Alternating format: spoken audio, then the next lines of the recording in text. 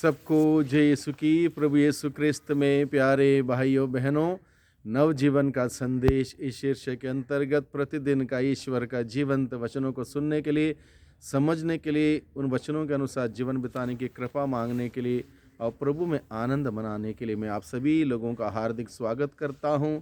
आज जनवरी की 24 तारीख है।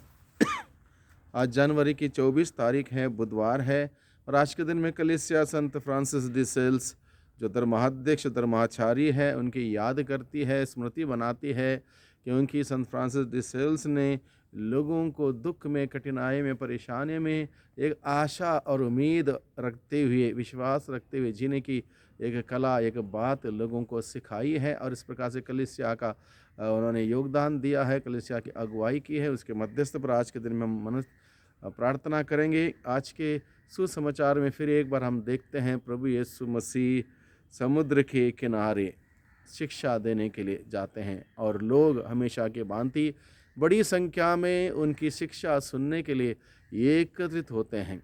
और जब प्रभु यीशु मसीह शिक्षा देते थे, लोगों की भीड़ इतनी इकट्ठा होती थी, प्रभु यीशु मसीह को वहाँ पर खड़े होकर या बैठ के शिक्षा देना मुश्किल हो जाता उनको नाव का सहारा लेना पड़ता था ताकि लोग उनके ऊपर धक्का मुक्की ना लगाएं। और नाव में बैठकर वो प्रभु को नाव में बैठकर लोगों को शिक्षा दिया करते थे। तो आज के सुसमाचार में मुख्य रूप से बीज बोने वाले का दृष्टांत के माध्यम से प्रभु बहुत सारे रहस्य खोलते हैं, बोने वाले के बारे में बताते हैं, उसका अर्थ बताते हैं और हमारे जीवन में कैसे उसको लागू करना है। सभी बातों को प्रभु ने हम सबों के सम्मुख रखा। और यहाँ पर अगर हम देखें, बोने वाला व्यक्ति बीज बोता है और बीज हमेशा अच्छा होता है, नंबर 1 क्वालिटी का होता है। और जब नंबर 1 क्वालिटी का बीज हो तो वो महंगा होता है। और ये बोने वाला किसान, जिस प्रकार से हम पढ़ते हैं, प्रतीत ऐसा होता है वो ज़्यादा किसानी या खेतीबाड़ी नहीं जानता, हर जगह पर वो बोता है। अच्छी भूमि में बोता है और पथरीली भूमि में बोता है, रास्ते के किनारे में बोता है और कांटीली भूमि में बोता है। हालांकि वो नहीं बोता, बाइबल में लिखा है कुछ बीज कांटीली भूमि में गिरे, कुछ पथरीली भूमि में गिरे, कुछ रास्ते के किनारे गिरे। यानी कि गिरने के लिए भी उसने एक प्रकार से अलाउ किया उसको। अन्यथा लोग फटाफट उठाते हैं, इधर उधर गिरने नहीं देते हैं। उसने अलाउ किया, भले ही वो गिरे या बोए। यानी कि यहाँ पर हमें इसकी गहराई पर जाकर हमें सीखने की ज़रूरत है। ऐसा क्यों हुआ कि अच्छी बीज हर प्रकार की भूमि में क्यों बोए गए या क्यों गिराए गए। उसके बाद, उस दृष्टांत के बाद प्रभु क्या बोलता है, जिसके सुनने के कान हो सुन ले। प्रभु यीशु मसीह कोई बहरे लोगों को कभी संदेश नहीं दे रहे थे। अगर बहरे हैं उनको प्रभु ने चंगाई दी। अब प्रभु ने कहा जिसके सुनने के कान हो सुन ले। इसके मतलब यह है, प्रभु का वचन सुनने के लिए भले ही बड़ी भीड़ आती थी, उसके बावजूद कुछ लोग ऐसे थे जो अपने को धार्मिक भी मानते थे। उनका हृदय की कठोरता की वजह से प्रभु की शिक्षा वो ग्रहण नहीं कर पाते थे। इसलिए उन्होंने कहा कि जिसके सुनने के कान हो वह सुन ले।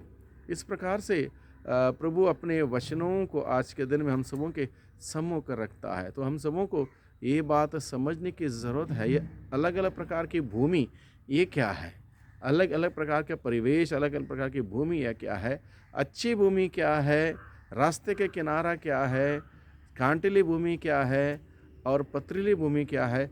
इन बातों को हमें समझने की ज़रूरत है। पथरीली भूमि, पत्थर कठोर होता है।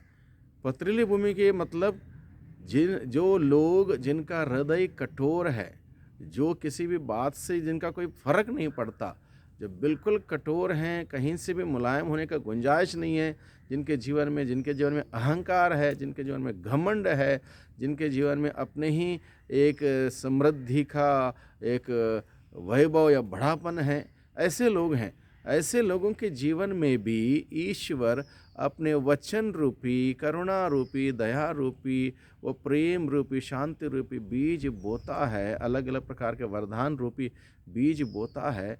लेकिन ऐसे लोगों के जीवन में वो बीज पनपता इसलिए नहीं है क्योंकि उनके अंदर कठोरता है। ईश्वर का वचन को पनपने के लिए हमारे अंदर मुलायम दिल जीवन होने की ज़रूरत है, यानी कि विनम्र होने की ज़रूरत है, विनीत होने की ज़रूरत है। घमंडी व्यक्ति के अंदर, वो कठोर व्यक्ति के अंदर कुछ नहीं हो सकता। इसलिए प्रभु हमें बताता है देखने के लिए, क्या मैं पथरीली भूमि के सदृश हूँ? क्या मैं कठोर हूँ? क्या मैं घमंडी हूँ? क्या मैं अहंकारी हूँ? ऐसा है तो मुझे वहाँ पर परिवर्तन लाने के लिए प्रभु हमें बुलाता है।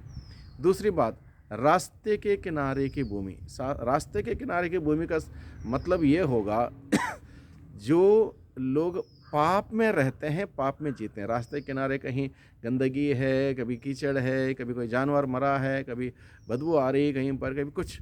और इसका मतलब क्या है? गंदगी में, यानी कि पाप में जीने वाले, पाप में रहने वाले लोग, ऐसे लोगों के जीवन में भी प्रभु ने अपने वचन रूपी बीज बोया, अपने आशीष रूपी बीज बोया, अपने वरदान रूपी बीज बोया, लेकिन वहाँ पर भी वो बीज नहीं पनपता, इसलिए क्योंकि वहाँ पर गंदगी है, वहाँ पर बुराई है, वहाँ पर पाप है, पाप में आदतें हैं, पाप में विचार है, इसलिए वहाँ पर पनपता नहीं है, फल नहीं लाता।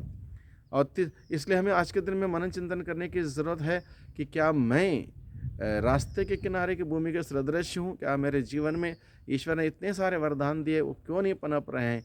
अगर नहीं पनप रहे हैं, इसका मतलब मेरे अंदर गंदगी है, पाप है, बुराई है। इसलिए उस बात को हमें देखने की ज़रूरत है, उसको बाहर करने की ज़रूरत है।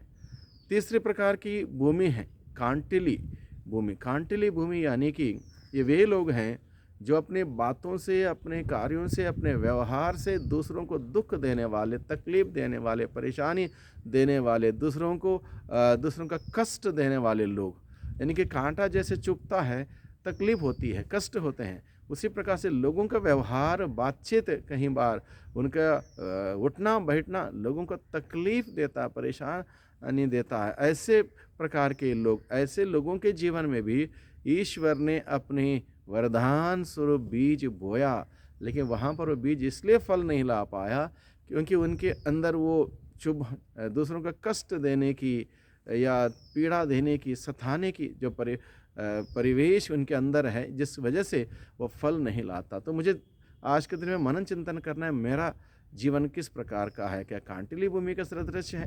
विचार करना है। और कुछ बीज अच्छी भूमि में गिरे, और यहाँ पर भी अच्छी भूमि में गिरे हुए बीजों में से सबने बराबर फल नहीं लाया। कहीं 100 गुना आया, कहीं 30 गुना आया, कभी 60 गुना, यानी कि फ़र्क आया वहाँ पर। यानी कि अच्छी भूमि में भी कहीं ना कहीं फल में फ़र्क हो सकता है। यानी कि ईश्वर हर प्रकार की भूमि में अपने वरदान स्वरूप बीज बोता है, इस उम्मीद से, इस उत्साह से, इस विश्वास से कि यहाँ पर फल आएगा। तो ईश्वर चाहता है कि हम ईश्वर की कृपा को ग्रहण करें। अगर हमारे अंदर कांटिली भूमि के सदृश का एक बात है, दूसरों को तकलीफ, चोट देने वाला, उसको निकालें, कांटे निकालें। पत्थर है तो पत्थर को निकालें। अगर गंदगी है, गंदगी निकालें। कोई भी किसान गंदगी में या कांटिली भूमि या पथरीली भूमि में नहीं बोता है। किसान क्या करता है? कांटे, कंकड़, पत्थर, वो ये पन्नी, आजकल बहुत सारे प्लास्टिक हम देखते हैं जगह जगह पर, उसको सबको बिनता है, बाहर लाता है, खेत को तैयार करता, अच्छी भूमि में बनाता है। उसी प्रकार से हम सबों को हमारी जीवन को अच्छी भूमि के सदृश बनाना है। अच्छी भूमि के सदृश बनाना हो तो हमें हमारे अंदर की कांटे, हमारे अंदर के पत्थर, हमारे अंदर की गंदगी बाहर निकालना। कांटे यानी कि दूसरों को चोट पहुंचाने की प्रवृत्ति, कठोर घमंड, अहंकार की प्रवृत्ति, पापमय आदतों की प्रवृत्ति हमें अपने जीवन से बाहर करना होगा। तब जाके ईश्वर का वचन अच्छी भूमि में बोया जाएगा और वहाँ पर फल आएगा।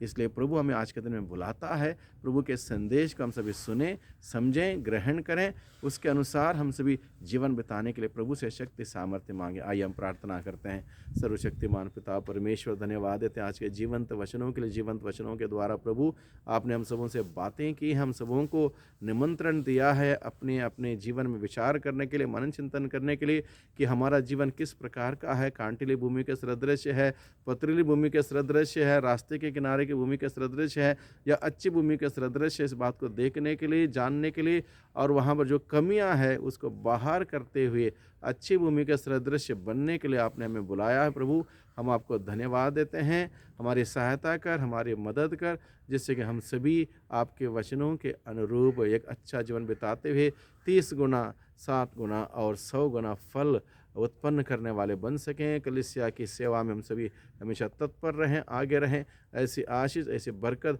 हम सबों को प्रदान कर दुआ करते हैं उद्धारकर्ता यीशु मसीह के नाम से, आमीन।